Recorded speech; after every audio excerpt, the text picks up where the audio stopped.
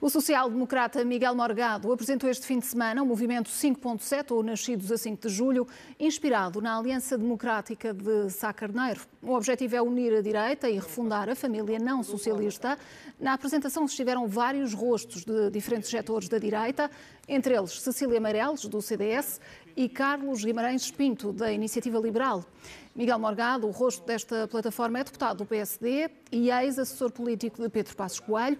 É também agora convidado desta edição da noite. Miguel Morgado, muito boa noite, seja muito bem-vindo.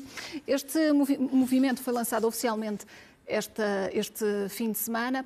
Nesta altura, se o líder do PSD fosse outro, este movimento tinha nascido?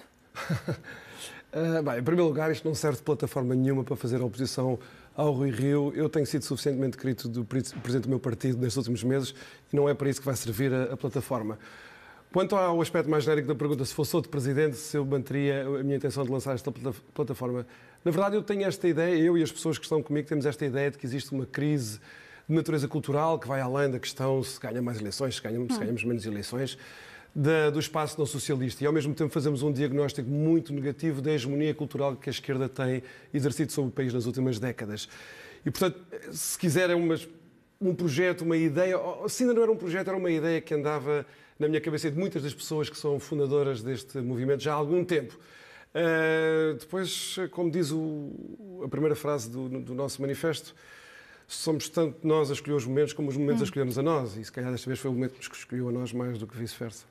Mas, recuando ainda um pouco, que sinais é que consideraria necessários, digamos assim, para que o PSD de Rui Rio fizesse parte deste movimento? Porque há um peso muito maior por parte das figuras do CDS do que propriamente do PSD. Não há nada.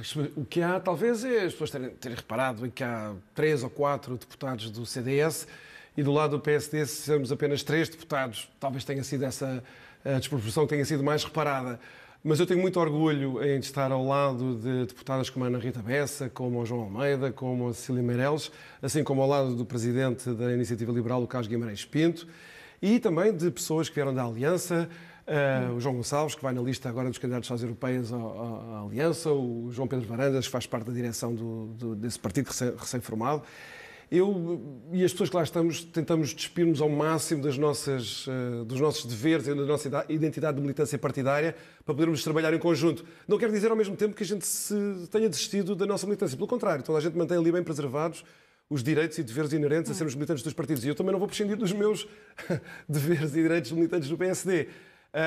Agora, a ideia de que há ali uma espécie de predomínio do CDS sobre o PSD, isso não é verdade. Agora, há pessoas do PSD que podem não ser figuras tão públicas, tão mediáticas, mas que constam da nossa lista de fundadores, e seria um exercício ocioso, mas talvez útil nesta fase, mostrar que se calhar os laranjinhas até estão em maioria, enfim, para uma maioria ali tenue, mas talvez que sim. Então, numa outra perspectiva, qual é que é a consequência política desta plataforma? Pretende ser uma espécie de um embrião para uma futura geringonça? Nós não queremos ser o embrião de nada que envolva a atividade estritamente partidária. Quem tem de decidir se no futuro haverá coligações, se não haverá coligações entre os partidos das direitas, são as lideranças partidárias que terão de olhar para as circunstâncias em que estarão nessa altura a governar os respectivos partidos, os interesses dos vários partidos, a conveniência dessas coligações ou desses entendimentos. Não vai caber, certamente, ao movimento 5.7 estarmos a pronunciar agora devíamos avançar todos para uma coligação, agora devíamos desistir das coligações. O ponto para nós principal é que existe uma espécie de substrato à ação política e ao exercício do poder, que é esta preparação cultural, intelectual e conceptual, que nós achamos que foi, de certa maneira, negligenciada pelo nosso espaço político, não foi certamente pela esquerda, mas pelo nosso espaço político que foi nas últimas décadas, e nós queremos recuperar esse tempo perdido. No fundo é termos uma vocação que, sendo totalmente distinta da vocação dos partidos, é complementar à vocação dos partidos. É como se nós disséssemos que vamos agir naquele lugar, naquela dimensão onde os partidos não podem, porque têm mais que fazer, têm outras tarefas, têm outras prioridades, onde os partidos não podem agir. É essa a nossa vocação. E agindo como um complemento, no futuro não podem ter essa ambição também partidária, ou ser aqui uma espécie de promoção ou de rampa de lançamento, digamos assim? Eu já sei que está toda a gente a dizer isso de todas as maneiras efetivas, ou é uma rampa de lançamento para mim, ou é uma rampa de lançamento para as pessoas do CDS. Também já ouvi dizer que é uma rampa de lançamento para a Iniciativa Liberal e para a Aliança, que são partidos pequeninos e estão desesperados por ter um bocadinho de tempo de mediático. Já ouvi as versões todas. Não podem ser todas verdadeiras. Portanto, há aqui alguma coisa nestes diagnósticos todos que está a falhar. O que eu posso fazer... E quais é que podem ser verdadeiras? Não, eu vou esclarecer isto uma vez por todas. Acho numa eventual candidatura sua no futuro, como já admitiu no passado. Nenhum de nós, ninguém do PSD, ninguém do CDS, da Iniciativa Liberal, quem não tem filiação partidária, ninguém vai desistir ali dos compromissos que vai assumir no futuro ou que já tem com os seus partidos. Ninguém. Mas tentam seguir aqui uma outra estratégia. O ponto ali é que não haverá, certamente, utilização do movimento para servir de plataforma para a carreira partidária de ninguém. Agora, as pessoas têm carreiras partidárias, têm no CDS, eu próprio, no PSD, outras pessoas. Isso far-se-á seguindo um curso paralelo. Ali não servirá para isso. Ali servirá para uma espécie de complemento. Nós queremos mesmo pensar, discutir, escrever coisas, daquele tipo de coisas que normalmente, pelo menos no espaço das direitas, raramente a gente tem a oportunidade de ler ou de ouvir uma boa discussão sobre isso. É esse o espaço que nós queremos ocupar. É como se nós tivéssemos deixado uma espécie de território abandonado só às forças da esquerda e agora nós estamos a dizer que este território para nós é muito importante, nós também queremos viver destes frutos e, portanto, nós estamos de volta. O que é que une, de facto, estas direitas? Em primeiro lugar, é esta ideia de que nós, alegoricamente, denominamos por termos todos nascido a 5 de julho, não é?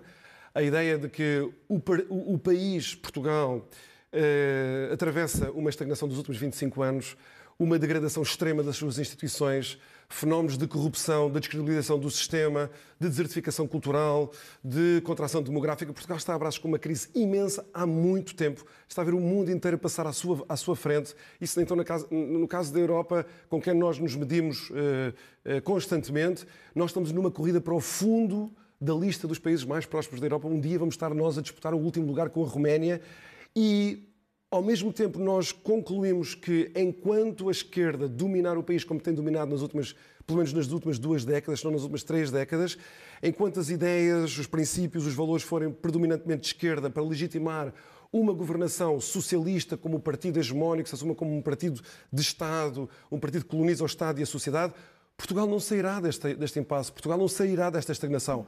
E, portanto, a nossa convicção é que nós precisamos de refundar e reconstruir aqueles alicerces básicos sobre os quais constrói a ação política, e era por isso que, correndo o risco de parecer demasiado pedante, intelectualoide, não sei o quê, nós, apesar de tudo, achamos que essa parte cultural e essa parte intelectual, como eu volto a dizer, foi abandonada durante muito tempo, nós temos de regressar a ela, reconstruí-la, porque depois, então, quando as direitas reconquistarem o poder através de eleições, através das suas próprias estruturas partidárias, das suas lideranças partidárias, elas terão uma ideia mais clara, talvez, do que é que pretendem para a sociedade portuguesa mais moderna, mais livre, mais próspera, mais democrática.